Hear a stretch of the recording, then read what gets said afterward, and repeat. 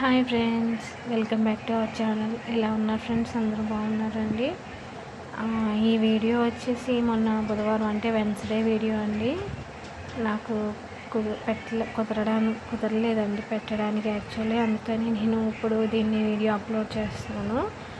మాకు ఇక్కడ బుధవారం ఆదివారం మాకు ఇక్కడ మటను, చికెను, ఫిష్, ప్రాన్స్ అన్నీ దొరుకుతాయండి.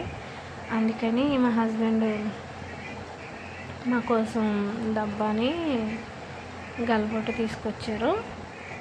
పిల్లలు తినరు కదండి, మా పిల్లలకి అసలు ఇష్టం ఉండదండి అదంటే. అందుకని వాళ్ళ కోసం నేనైతే కీమా తెప్పించాను, వాళ్ళకి సపరేట్గా వండటం కోసం. వాళ్ళకి ఏది నచ్చితే అదే మనం పెట్టాలి కాబట్టి వాళ్ళకి కైమా తెప్పించానండి. మాకేమో దబ్బా కర్రీ చేస్తాను. అయితే నేను క్లీన్ చేసేసుకున్నానండి రెండింటిని కూడా. ముందు కైమా కుక్కర్లోను విజిల్స్ వేయించేసుకుని ఇంకో కుక్కర్ పెట్టి దాంట్లో దబ్బ కూడా విజిల్స్ వేయించానండి. దబ్బను మనం ఒక 3-4 విజిల్స్ అయితే సరిపోతుంది. కైమా పిల్లలు తినాలి కాబట్టి కొంచెం మెత్తగా అవ్వటం కోసం నేను ఒక 6 విజిల్స్ అయితే వేయించానండి. దానికోసం అయితే నేను కర్రీ కోసం ఒక పెద్ద సైజు ఉల్లిపాయని, ఒక 2 పచ్చిమిర్చి తీసుకున్నాను. అంటే దీంట్లో టమాటా వేయాల్సిన అవసరం ఉండదు, కానీ నేను మా పిల్లలకి రైస్లోకి గ్రేవీ కోసం నేను తీసుకున్నానండి టమాటా. ఆ టమాటా వల్ల మనకి తీపి వచ్చేస్తుందేమో అనుకోవచ్చు, కానీ రాదు ఫ్రెండ్స్.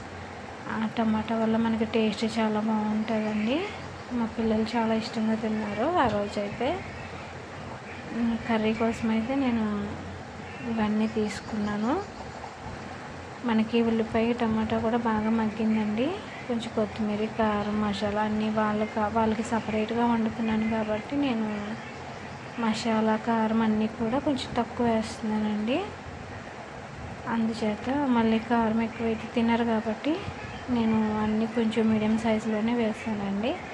తర్వాత మనం కైమా విజిల్స్ వేయించుకున్నాం కదండి, దానికి వాటర్ ఉంటుంది కాబట్టి మనకి ఆ వాటర్ సరిపోతుందండి. మళ్ళీ మనం వాటర్ వేయాల్సిన అవసరం ఉండదు, ఆ వాటర్ సరిపోతుంది. మనకి బాగా దగ్గరగా ఎగిరిపోయేంత వరకు, మరి పులుసులా దింపకుండా దగ్గరికి ఎగిరేంత వరకు బాగా ఎగరబెట్టాలి.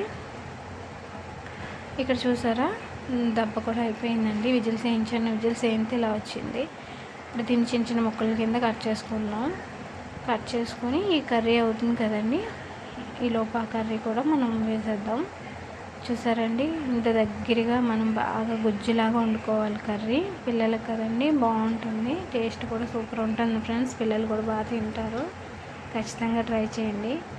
నేను ఇంకా కర్రీ వేరే బౌల్లోకి తీసేసి ఇంకా మళ్ళీ అదే బౌల్లో నేను మేము తినే దెబ్బకూర కూడా వండేస్తున్నానండి.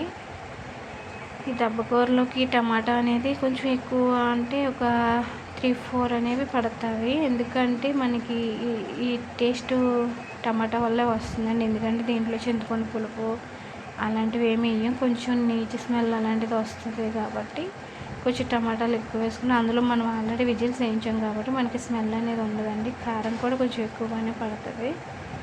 నేను ఎక్కువనే వేసానండి, ఎందుకంటే పిల్లలు తిన్నారు కాబట్టి.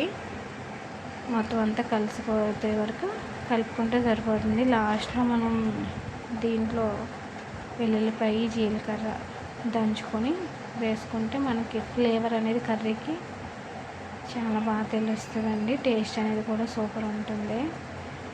అయితే ఇది మనకి ఒక గ్లాస్ నీళ్ళు వేసిన సరిపోతుందండి, ఎందుకంటే మనం ఆల్రెడీ విజిల్స్ వేయించాం, త్వరగానే అయిపోతుంది కర్రీ. కొంతమంది ఇలాగే దింపేసుకుంటారు, కానీ నేను కొంచెం దగ్గరగా ఎగరబెడతానండి ప్రతి కర్రీని కూడా. ఎందుకంటే పులుసులో అయితే మా వాళ్ళు తినరు, ముఖ్యంగా మా హస్బెండ్ తినరు, అందుకని నేను దగ్గరికి ఎగరబెట్టేస్తాను. చూసారండి కర్రీ. ఈరోజు కర్రీ అయితే ఎలా ఉందో కామెంట్ చేయండి ఫ్రెండ్స్. మన ఛానల్ లైక్ చేయండి, సబ్స్క్రైబ్ చేయండి. Bye friends.